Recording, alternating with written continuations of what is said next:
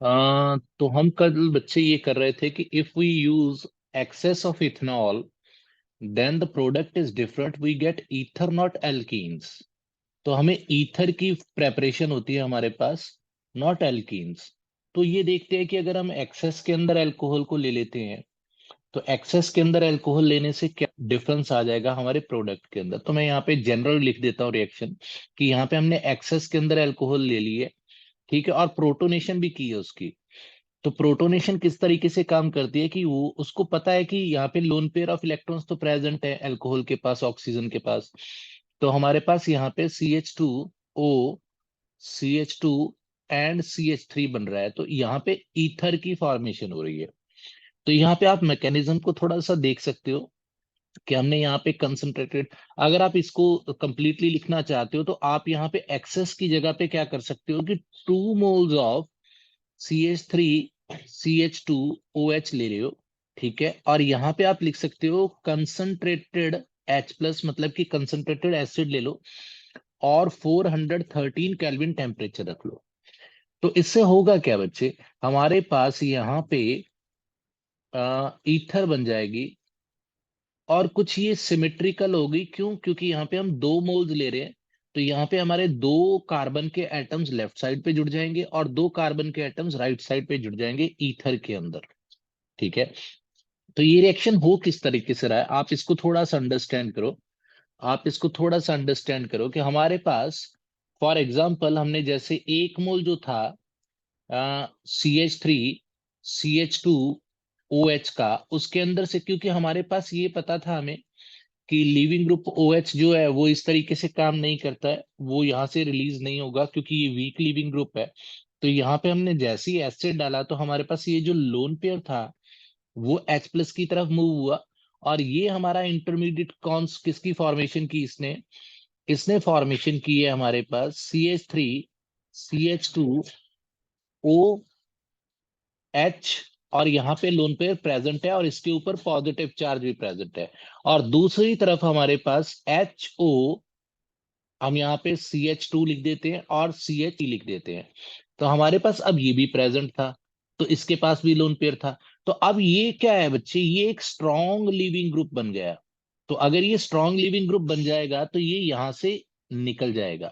तो जैसे ये निकलेगा इन इलेक्ट्रॉन पेयर्स को अपने साथ लेके, तो अब हमारे पास क्या रह जाएगा, कार्बन के ऊपर पॉजिटिव चार्ज आ जाएगा।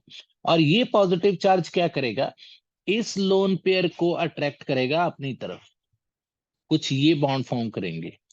तो यहाँ पे जैसे ही इन्होंने बॉन्ड फॉर्म किया तो हमारे पास एक और इंटरमीडिएट बन गया।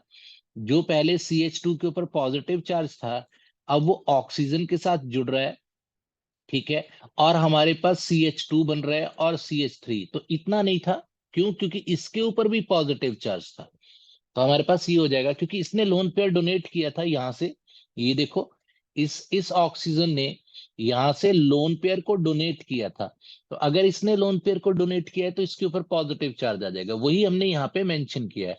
तो अब ये पॉजिटिव चार्ज को किस तरीके से कवर अप करेंगे कि इस हाइड्रोजन के जो इलेक्ट्रॉन पेयर बॉन्डेड हैं उनको ये क्या करेंगे कि अपनी तरफ खींच लेंगे और इस हाइड्रोजन को यहां से पॉजिटिव की तरह निकाल देंगे।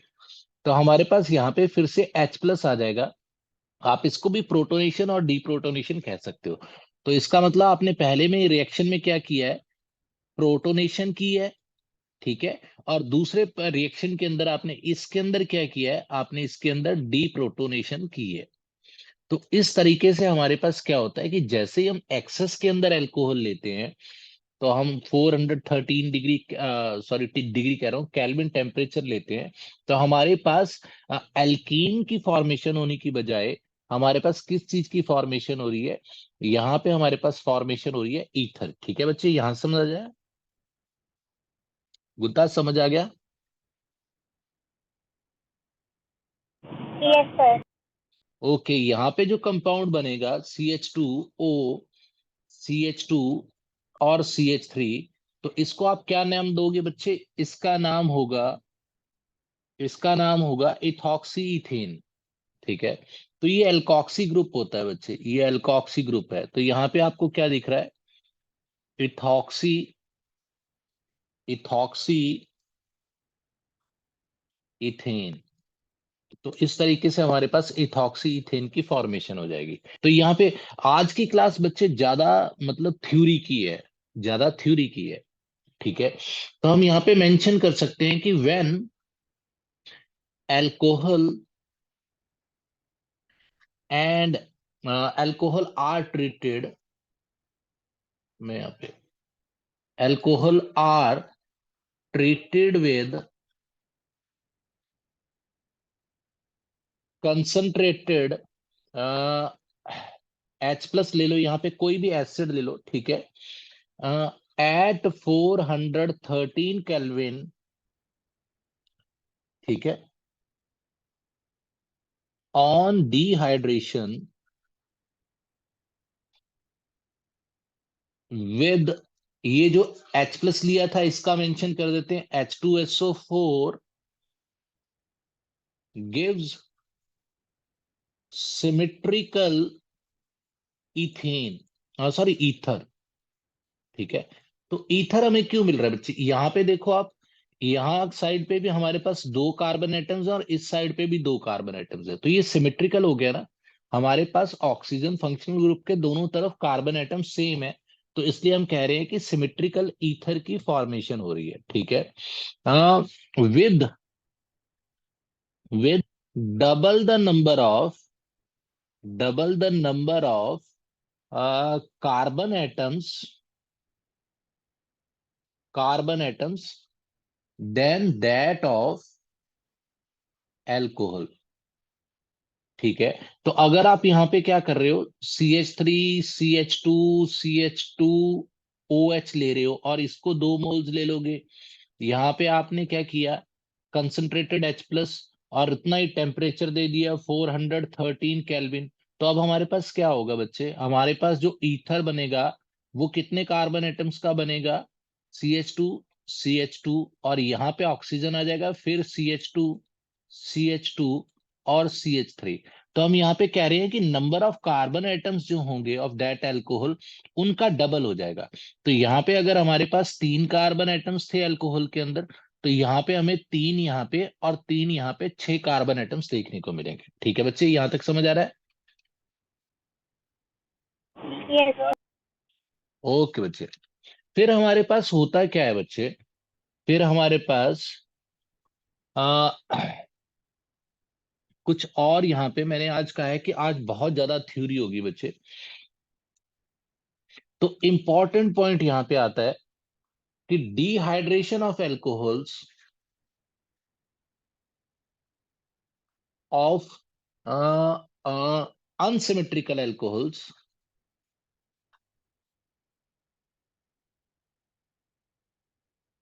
एल्कोहल्स जो होंगी, ऑलवेज ऑलवेज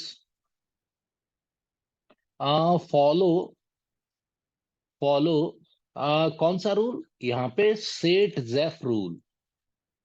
तो सेट जेफ रूल को ये जरूर जरूर जरूर फॉलो करेंगे, ठीक है। सेट जेफ रूल हमने पढ़ा ही है बच्चे। तो सेट जेफ रूल क्या कह रहा था, मैं यहाँ पे उसका हाईलाइट कर देता हूं, the alkene having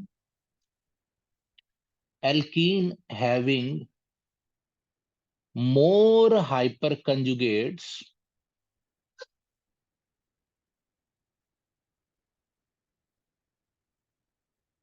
more hyper conjugates will be major product. तो यहाँ पे कौन सी है हमारे पास एल्कीन की फॉर्मेशन होगी, हमारे पास होगी जिसके पास हाइपर कंजुगेट्स ज्यादा होंगे, ठीक है। ये बहुत इंपॉर्टेंट होता है बच्चे। फॉर एग्जांपल अगर आप देखो यहाँ पे मेरे पास कार्बन, मैं कुछ इस तरीके से बना देता हूँ, मान लो कि एक एल्कीन मेरी यहाँ पे कुछ इस तरीके से फॉर्म हो रही है, यहाँ पे दो आएगा, और एक एल्कीन मेरी कुछ इस तरीके से फॉर्म हो रही है, ठीक है। तो मेरे पास ये जो है इसकी फॉर्मेशन होगी, नहीं इसकी। क्यों, क्योंकि इसके पास ज्यादा हाइपर कंजुगेट्स, आप देख लो यहाँ पे डबल बॉन्ड है बच्चे, तो हमारे पास ये अल्फा कार्बन हो जाएगा, ये भी अल्फा कार्बन हो जाएगा, डबल बॉन्ड के दोनों तरफ। यहाँ पे आप देखोगे तो ये डबल बॉन्ड होगा, तो डबल बॉन्ड के यहाँ पे अल्फा कार्बन हो जाएगा। तो इस केस के अंदर हमें 2 हाइपर कंजुगेट्स देखने को मिल रहे हैं, इस केस के अंदर हमें 6 हाइपर कंजुगेट्स देखने को मिल रहे हैं। तो हमें सेड्स रूल क्या बता रहा है कि अगर तो आप डिहाइड्रेशन कर रहे हो अल्कोहल्स की, अनसिमेट्रिकल अल्कोहल्स की, तो प्रोडक्ट कुछ ऐसे बनेंगे जो कि हमारे पास, मैं इसकी एग्जांपल दे ही देता हूं आपको, इसको और थोड़ा एक्सप्लेन कर देता हूँ। तो अगर समझ आ गया तो बच्चे आगे बढ़ जाते हैं, नहीं समझ आया तो मैं इसको एक्सप्लेन कर देता हूँ, बता दो अब जल्दी। Sir, got it. Got it, okay. तो होगा क्या कि यहाँ पे आप अल्कोहल को लगा दोगे, ओ एच ग्रुप को, यहाँ भी आपको अल्कोहल को लगा दोगे। तो जब ये अल्कोहल रिमूव होगा तो अब यहाँ से जाएगा या यहाँ से जाएगा, वो डिपेंड करेगा किसके ऊपर, कि ये कार्बन एटम जाना, इसके अंदर से हाइड्रोजन जाना चाहिए इसके अंदर से, तो यहाँ पे भी होगा, यहाँ से जाना चाहिए या यहाँ से जाएगा। तो मैंने आपको क्या बताया था कि जहाँ पे लेसर नंबर ऑफ हाइड्रोजन्स होंगे, ठीक है, वहां से हमारा हाइड्रोजन रिलीज होगा। तो उससे हमें क्या मिलेगा, ये वाली अल्कोहल मिलेगी, मतलब कि एल्कीन फॉर्म होगी, ठीक है। तो यहाँ पे हमारे पास क्या होता है कि मेजर प्रोडक्ट वही बनेगा जो हमारे पास, मैं एक मिनट बता ही देता हूँ बच्चे। CH2, CH, यहाँ पे OH है और CH3 है, ठीक है। दोनों अल्कोहल्स हम सेम ले रहे हैं, CH OH और यहाँ पे CH3 है। तो अब डिहाइड्रेशन जैसे ही आप इसकी एसिडिफिकेशन करोगे तो हमारे पास H+ आ जाएगा, ठीक है, ये गया बाहर। यहाँ भी लोन पेयर था, यहाँ पे H+, ये भी गया बाहर। तो अब हमारे पास यहाँ से ये टूट जाएगा, ये यहाँ से ब्रेक हो जाएगा, सॉरी यहाँ से ब्रेक होगा। तो ये लोन पेयर को अपने, लोन पेयर कह रहा हूँ, बॉन्ड पेयर को अपने साथ ले जाएगा। अगर ये बॉन्ड पेयर को अपने साथ, यहाँ पॉजिटिव चार्ज आ जाएगा, यहाँ भी पॉजिटिव चार्ज आ जाएगा। तो अब होगा क्या बच्चे, कि ये हाइड्रोजन रिलीज होगा या ये हाइड्रोजन रिलीज होगा, इस केस के अंदर भी और इस केस के अंदर भी। तो पॉइंट यहाँ पे ये है कि जहां पे लेसर नंबर ऑफ हाइड्रोजन है, ये वाला, तो ये कार्बन अपना हाइड्रोजन रिलीज करेगा, और यहाँ पे CH डबल बॉन्ड CH और CH3 की फॉर्मेशन होगी। अगर आपने सिड्जेफ रूल को यहाँ पे फॉलो नहीं किया, मतलब आपने ये कंपाउंड की फॉर्मेशन कर दी, तो ये कंपाउंड गलत हो जाएगा, ठीक है। आप इसके अंदर से हाइड्रोजन नहीं निकाल सकते। तो यहाँ पे डिहाइड्रेशन सिड्जेफ रूल को फॉलो करेगी और सिमेट्रिकल एल्कीन को फॉर्म करेगी, जिसके अंदर ज्यादा हाइपर कंजुगेट्स हमें देखने को मिले। फिर हम आते हैं बच्चे, फिर हमारे पास और कुछ कंपाउंड्स होते हैं। जैसे हम डिहाइड्रेशन ऑफ अल्कोहल्स करते हैं, सेकेंड टाइप की डिहाइड्रेशन होती है, dehydration of alcohols using using alumina, ठीक है। तो एज अ कैटलिस्ट, इसको हम कैटलिस्ट की तरह यूज कर रहे हैं, ठीक है। तो इसको अगर आप कैटलिस्ट की तरह यूज कर रहे हो तो इसके अंदर आप मेंशन कर दो कि एट 523 केल्विन टेम्परेचर, इससे लोअर ही होता है वैसे तो, ठीक है, यूजिंग Al2O3। तो हमारे पास क्या होगा कि एल्यूमिना को हम यूज करेंगे एज अ कैटलिस्ट, इसको मैंने पहले ही लिख दिया, कैटलिस्ट की तरह यूज करेंगे। We get we get ethers, we get ethers, ठीक है। तो हमारे पास किस तरीके से होगा, आपने यहाँ पे एक्सेस के अंदर अल्कोहल ले ली, ठीक है, OH, और यहाँ पे हमने क्या किया, कैटलिस्ट लिया एल्यूमिना Al2O3, और ये कितना था 523 केल्विन टेम्परेचर, आप इसका लिख लो। तो हमारे पास यहाँ पे फिर से सिमेट्रिकल ईथर की फॉर्मेशन होगी, क्योंकि बन तो उसी से रहा है ना बच्चे। हमारे पास यहाँ पे इथॉक्सी इथेन की फॉर्मेशन हो जाएगी, और प्लस वाटर तो निकलेगा ही निकलेगा, क्योंकि यहाँ पे हमने पहले ही लिख दिया डिहाइड्रेशन। तो डिहाइड्रेशन का मतलब क्या होता है कि रिमूवल ऑफ वाटर, तो इसको हम यहाँ पे लिख सकते हैं, रिमूवल ऑफ वाटर। तो यहाँ पे हम रिमूव कर रहे हैं किसको, वाटर को रिमूव कर रहे हैं। ये हमारे लिए इंपॉर्टेंट हो जाता है बच्चे। फिर हमारे पास ये डिहाइड्रेशन के रिएक्शंस कंप्लीट होते हैं। उसके बाद आता है बच्चे ऑक्सीडेशन ऑफ एल्कोहल्स। तो आपको पूछा किस तरीके से जाएगा बच्चे, ऑक्सीडेशन ऑफ एल्कोहल्स जो होता है, यहां तक आ रहा है बच्चे, समझ आपको, ये क्लियर है ना? Yes, sir. ओके। फिर हमारे पास आता है ऑक्सीडेशन। तो प्रॉपर्टीज को अगर हम स्टडी कर रहे हैं बच्चे, तो ऑक्सीडेशन और रिडक्शन वगैरह तो बहुत इंपॉर्टेंट प्रॉपर्टीज होती हैं। तो सेकंड प्रॉपर्टी आती है ऑक्सीडेशन ऑफ एल्कोहल्स। ठीक है, या आप इनको ऑक्सीडेशन रिएक्शंस कह सकते हो, ठीक है, या आप इनको ऑक्सीडेशन ऑफ अल्कोहल कह सकते हो, या आगे हम देखेंगे इनको हम डीहाइड्रोजिनेशन भी कह सकते हैं, हाइड्रोजिनेशन भी कह सकते हैं। एंड डीहाइड्रोजिनेशन क्या होगा? अगर डीहाइड्रेशन रिमूवल ऑफ वाटर था, तो डीहाइड्रोजिनेशन क्या होगा? Remove of hydrogen. तो यहाँ पे आपको H2 गैस देखने को मिलेगी, ठीक है, क्योंकि हाइड्रोजन अकेला तो निकल नहीं सकता बच्चे, तो आपको हाइड्रोजन गैस ही देखने को मिलेगी। तो यहां से हमारी बच्चे काफी थ्योरी शुरू होती है। थ्योरी के अंदर इन इन प्रॉपर्टीज को पॉइंट बाय पॉइंट हम स्टडी करते रहेंगे। ऑक्सीडेशन ऑफ अल्कोहल बहुत ही इंपॉर्टेंट टॉपिक है। मैं यहाँ पे आपको बता दूं, ये जो ऑक्सीडेशन और रिडक्शन के रिएक्शंस होते हैं, प्राइमरी सेकेंडरी और टर्शरी के रिएक्शंस होते हैं, ये बहुत इंपॉर्टेंट होते हैं, जैसे डिहाइड्रेशन के रिएक्शन और नेमिंग रिएक्शंस। तो यही आपको मैक्सिमम आपको देखने को मिलेंगे। तो आप देखना अपने एग्जाम के अंदर कि इस तरीके के रिएक्शंस ही आपको ज्यादा देखने को मिलेंगे। तो हम यहाँ पे ऑक्सीडेशन ऑफ अल्कोहल्स के अंदर क्या मेंशन करते हैं बच्चे, यहाँ पे ये बहुत डिटेल के अंदर है बच्चे, ठीक है। तो इसको हम कंप्लीट कवर करेंगे, ठीक है। ऑक्सीडेशन ऑफ एल्कोहल्स जो होती हैं, ठीक है, involve the formation of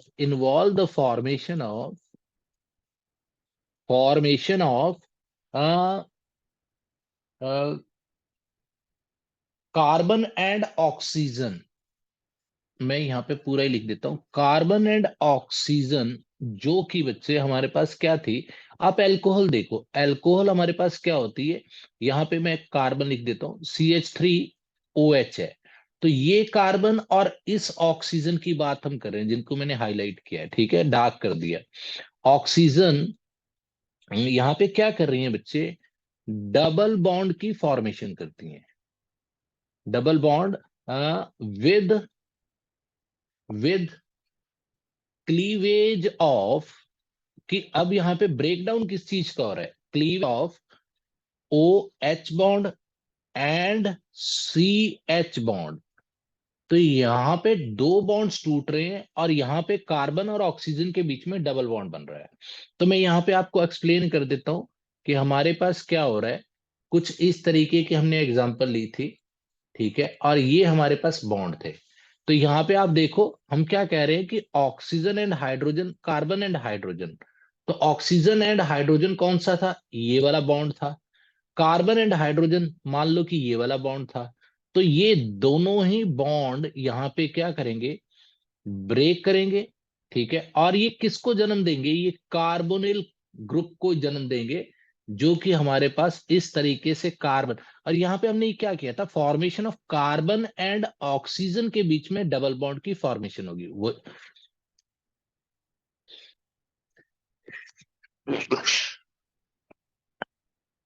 sorry बच्चे, कार्बन एंड ऑक्सीजन के बीच में यहाँ पे डबल बॉन्ड की फॉर्मेशन होगी। तो हमारे पास यहाँ पे डबल बॉन्ड की फॉर्मेशन होगी। बच्चे मेरी आवाज आ रही है? Yes, Yes, sir. sir. Okay, carbon and oxygen के बीच में डबल बॉन्ड की फॉर्मेशन होगी। तो इसी तरीके से बच्चे, तो यहाँ पे अभी हम क्या कर सकते हैं कि ये हाइड्रोजन और ये हाइड्रोजन भी लग सकता है। तो मैं इन हाइड्रोजन को ना अभी यहाँ से हटा देता हूँ, क्योंकि हमारे पास डिफरेंट डिफरेंट तरीके के कंपाउंड्स होंगे। क्योंकि जैसे आप प्राइमरी देखोगे, तो प्राइमरी के अंदर हमारे पास प्राइमरी अल्कोहल के अंदर कुछ और होंगे ये कंपाउंड्स। सेकेंडरी के अंदर, जैसे प्राइमरी के अंदर ये क्या होंगे, हाइड्रोजन होंगे और एक एल्काइल ग्रुप होगा। दूसरी तरफ अगर सेकेंडरी की बात कर रहे हो, तो दोनों एल्काइल ग्रुप्स हो सकते हैं। फिर टर्शरी के अंदर हमारे पास क्या होंगे कि ये हाइड्रोजन बॉन्ड भी नहीं टूटेगा, ये वाला हाइड्रोजन बॉन्ड भी नहीं टूटेगा, यहाँ जो मैंने हाइड्रोजन लिखा था ये भी नहीं ब्रेक कर पाएगा। तो अब देखते हैं कि ऑक्सीडेशन ऑफ एल्कोहल्स किस तरीके से होता है। और इसके अंदर बच्चे, मैं आपको थोड़ा और, मैंने पहले बताया कि आज की क्लास काफी कुछ हमारी थ्योरी के ऊपर डिपेंड करती है। तो हम क्या कहते हैं बच्चे कि कुछ हमारे पास कंट्रोल्ड कंट्रोल्ड ऑक्सीडेशन होती है एक तो, और एक होती है बच्चे अनकंट्रोल्ड। अनकंट्रोल्ड, ठीक है, अनकंट्रोल्ड ऑक्सीडेशन। तो कंट्रोल्ड ऑक्सीडेशन के अंदर हम क्या करते हैं बच्चे, कि हम वीक ऑक्सीडाइजिंग एजेंट्स को यूज करेंगे, वीक ऑक्सीडाइजिंग एजेंट्स को यूज करेंगे। लेकिन अनकंट्रोल्ड जो होगी उसके अंदर हम क्या करेंगे कि स्ट्रॉन्ग ऑक्सीडाइजिंग एजेंट को यूज करेंगे। और स्ट्रॉन्ग ऑक्सीडाइजिंग एजेंट तो रुकेगा ही नहीं बच्चे, क्योंकि अगर उसको कोई भी आगे चीज मिलती जाएगी वो उसकी ऑक्सीडेशन करता जाएगा। तो कंट्रोल ऑक्सीडेशन के अंदर आपको क्या होगा कि यहाँ पे प्राइमरी एंड सेकेंडरी अल्कोहल्स जो होंगी वो क्या फॉर्म करेंगी बच्चे, वो फॉर्म करेंगी एल्डिहाइड, एंड सेकेंडरी जो होगी वो फॉर्म करेगी कीटोन। ये आगे देखोगे आप। लेकिन अनकंट्रोल्ड ऑक्सीडेशन अगर होगी प्राइमरी की एंड सेकेंडरी की, तो ये किस चीज की फॉर्मेशन करेंगी, और यहां पे टर्शरी भी लगा दो, क्योंकि टर्शरी के अंदर भी आपको कार्बोक्सिल, यहां पे हमारे पास कार्बोक्सिलिक एसिड पे ही ये जाके रुकेगा रिएक्शन। तो ये है नहीं कि यहां पे हमारे पास एल्डिहाइड और कीटोन नहीं है, लेकिन हमारा एंड प्रोडक्ट जो होगा वो कार्बोक्सिलिक एसिड होगा अनकंट्रोल्ड के अंदर, अगर हम स्ट्रॉन्ग ऑक्सीडाइजिंग एजेंट को यूज करेंगे। अभी आपको समझ नहीं आ रहा होगा, अभी आपको ये थोड़ी चीज अलग लग रही होगी, लेकिन मैंने आपको बताया कि हम आज की क्लास को बहुत ही इंपॉर्टेंट तरीके से स्टडी करेंगे, ठीक है। इसको स्टेप बाय स्टेप आपको समझना होगा, ठीक है। तो हम बाय स्टेप स्टार्ट करते हैं, और सबसे पहले लेते हैं प्राइमरी अल्कोहल्स। प्राइमरी अल्कोहल्स, तो हमारे पास प्राइमरी अल्कोहल्स के अंदर क्या होता है, इजी होती हैं, इजी टू फॉर्म एल्डिहाइड। यहाँ पे जो जो लाइंस बच्चे लिखी है ना उनको याद कर लेना। एल्डिहाइड, ठीक है, easy to form aldehyde, and then, and then this aldehyde on further oxidation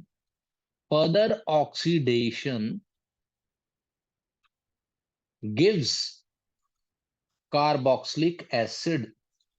तो यहां पे आपको क्या मिल रहा है बच्चे, प्राइमरी अल्कोहल पहले क्या कर रही है, प्राइमरी अल्कोहल पहले अपने आप को एल्डिहाइड में कन्वर्ट कर रही है, ये देखो।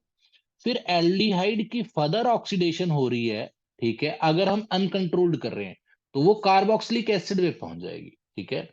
तो यहां पे हमारे पास दूसरा पॉइंट आता है कि बोथ एल्डिहाइड, एल्डिहाइड ये इंपॉर्टेंट पॉइंट है बच्चे, क्योंकि अगर आपको टर्शरी और सेकेंडरी और प्राइमरी के अंदर डिफरेंस करना है तो फिर ये इंपॉर्टेंट पॉइंट बनता है, ठीक है।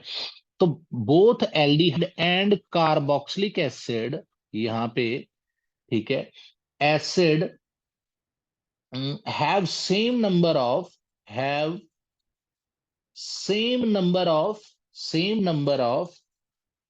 Of carbon atoms. तो यहां पे हमें same number of carbon atoms दोनों के अंदर मिलेगी, ठीक है। तो अब देखते हैं रिएक्शन के अंदर, तो अनकंट्रोल्ड ऑक्सीडेशन क्या होगी, और कंट्रोल्ड ऑक्सीडेशन हमें क्या क्या प्रोडक्ट देगी। ये तो हमने पहले ही देख लिया कि अनकंट्रोल्ड के अंदर मैंने आपको बताया था कि स्ट्रॉन्ग ऑक्सीडाइजिंग एजेंट। तो हम यहाँ पे स्ट्रॉन्ग ऑक्सीडाइजिंग एजेंट की तरह किस किस को यूज कर सकते हैं, ठीक है, ये इंपॉर्टेंट पॉइंट है, ठीक है। यहाँ पे हम यूज कर सकते हैं K2Cr2O7, और ये पोटासियम डाइक्रोमेट तो आपने डी ब्लॉक के अंदर स्टडी किया होगा, ठीक है, in acidic medium. Acidic medium, यहाँ पे मीडियम भी इंपॉर्टेंट है बच्चे, क्योंकि एक जो होगा वो क्योंकि टर्शरी जो होंगे ना, टर्शरी अल्कोहल्स मैं आपको पहले बता दूं, टर्शरी अल्कोहल्स एसिडिक मीडियम के अंदर ही काम करेंगे, एल्कलाइन मीडियम के अंदर काम नहीं करेंगे, ठीक है। यहाँ पे देखना इन एसिडिक मीडियम, ठीक है, और HNO3, ठीक है, HNO3 को यूज कर सकते हैं। और यहां पे हम एल्केलाइन, मतलब बेसिक मीडियम के अंदर KMNO4 को, तो मैं स्पेशली इसको हाईलाइट कर रहा हूं, यहाँ पे अंडरलाइन भी कर देता हूं और यहाँ पे हाईलाइट भी कर देता हूं कि ये हमारा पैंतरा जो एल्केलाइन KMNO4 वाला था, ये हमारा टर्शरी के अंदर नहीं चलेगा, टर्शरी के अंदर नहीं चलेगा, क्योंकि टर्शरी अल्कोहल्स डिफरेंट तरीके से रिएक्शन करेंगे, ठीक है। तो यहाँ पे हमारे पास क्या होगा बच्चे, हमने स्ट्रॉन्ग ऑक्सीडाइजिंग एजेंट्स ये यूज कर लिए, K2Cr2O7 in acidic medium, HNO3 बहुत ही स्ट्रॉन्ग ऑक्सीडाइजिंग एजेंट है, और एल्कलाइन KMnO4 यूज की है, ये भी ऑक्सीडेशन करेगी। तो अब हमारे पास हो क्या रहा है, यहाँ पे देखो, अगर यहाँ भी हाइड्रोजन है तो ये हमने प्राइमरी अल्कोहल की फॉर्मेशन की है। तो primary alcohol on further oxidation, अब हम स्ट्रॉन्ग ऑक्सीडाइजिंग एजेंट यूज कर रहे हैं, मैं यहाँ पे स्ट्रॉन्ग ऑक्सीडाइजिंग एजेंट भी लिख देता हूँ। तो ये क्या करेंगे कि सबसे पहले देखो, हमारे पास होता क्या है बच्चे, आपको ये करना होता है कि जितने भी हाइड्रोजन है उनको हटाते जाओ और ऑक्सीजन को लगाते जाओ, ठीक है। तो हमारे पास होगा क्या, कार्बन और ऑक्सीजन के बीच में डबल बॉन्ड फॉर्म हुआ और यहाँ पे हाइड्रोजन हो जाएगा, ये हमारे पास एल्डिहाइड की फॉर्मेशन हो गई। देखो, लेकिन ये रुकेगा ही नहीं क्योंकि स्ट्रॉन्ग ऑक्सीडाइजिंग है। तो स्ट्रॉन्ग ऑक्सीडाइजिंग का मतलब क्या था, अनकंट्रोल्ड, इसको आप कंट्रोल नहीं कर सकते। स्ट्रॉन्ग यूज कर लिया ना हमने, अब इसको रोकोगे कैसे, ये रुकेगा ही नहीं, फर्दर इसकी ऑक्सीडेशन होगी। तो अब हमारे पास ये जो हाइड्रोजन बचा था, ये एल्डिहाइड का हाइड्रोजन बचा था, इसको भी यहां से हटा दो, यहाँ पे आके बीच में ऑक्सीजन जुड़ जाएगी। तो हमारे पास होगा क्या कि पहले यहाँ ऑक्सीजन जुड़ गई, अब ये जो हाइड्रोजन यहाँ पे जुड़ा था इसके बीच में भी आके ऑक्सीजन जुड़ जाएगी, तो हमारे पास ऑक्सीडेशन होगी कंप्लीट, ठीक है। और अगर आप फर्दर ऑक्सीडेशन करते जाओगे तो यहाँ भी कुछ ऑक्सीजन आके जुड़ने की कोशिश करेगी, ठीक है। लेकिन ये अल्काइल ग्रुप होता है, ये बहुत बड़ा होता है, ठीक है, इसको हटाने की इतना तो मतलब कि बहुत ज्यादा मेहनत लगेगी। तो यहाँ पे कार्बोक्सिलिक पे जाके ये रिएक्शन रुक जाएगा, कार्बोक्सिलिक एसिड की फॉर्मेशन हो रही है, ठीक है बच्चे, समझ आ रहा है बच्चे यहां तक।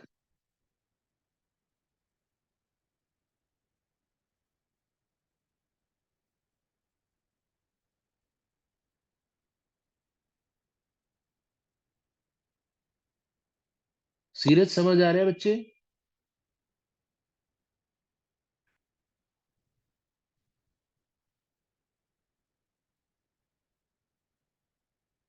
ओके,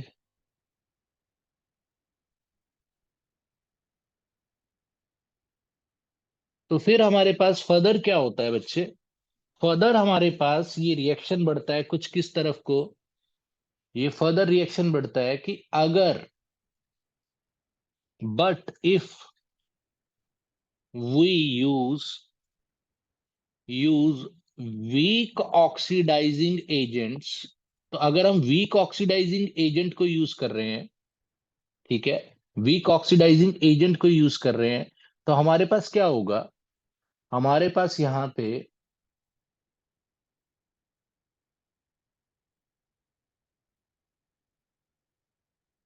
वीक ऑक्सीडाइजिंग एजेंट को यूज कर रहे हैं, तो हमारे पास क्या होता है बच्चे, हमारे पास वीक ऑक्सीडाइजिंग एजेंट के अंदर क्या होगा, यहां पे हम यूज करेंगे PCC एंड PDC, ठीक है, यहां पे हम यूज क्या करेंगे, PCC एंड PDC। आ रही है आवाज बच्चे। Yes, sir. ओके बच्चे,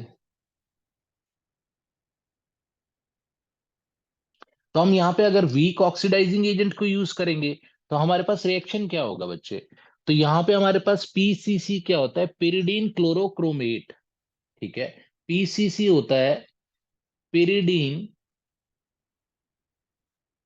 पिरिडीन क्लोरोक्रोमेट, ठीक है, और PDC क्या होता है, पिरिडीन डाइक्रोमेट।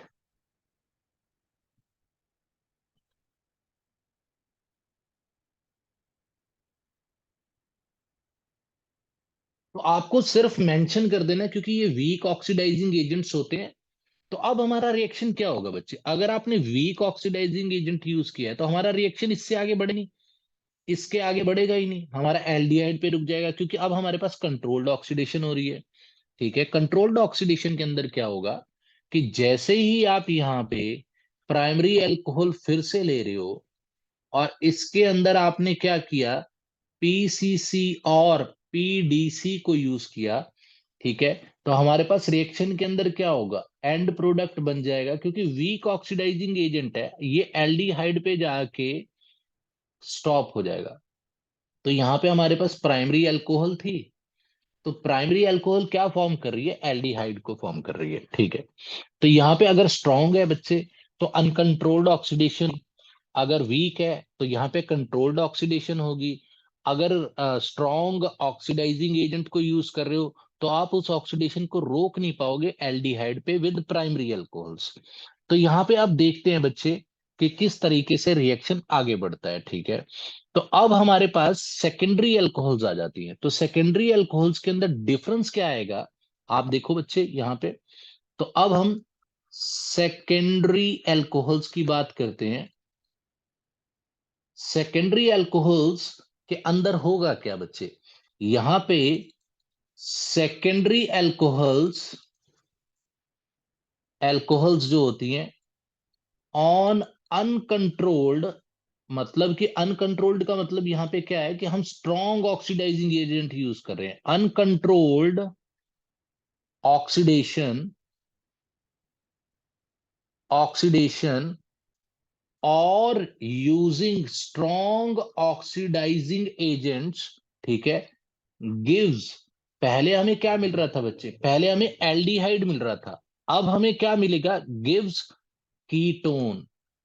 तो यहां पे हमें कीटोन की मिलेगी formation, and this ketone ketone on further oxidation, oxidation gives carboxylic acid. तो एंड तो इसका भी वही है, कार्बोक्सिलिक एसिड पे ही है, कार्बोक्सिलिक एसिड की ही फॉर्मेशन होगी। तो इस रिएक्शन को थोड़ा सा देख लेते हैं।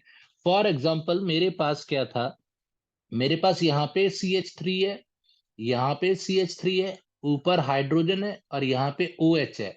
तो इसको आप क्या कहोगे, इसको आप कहोगे सेकेंडरी।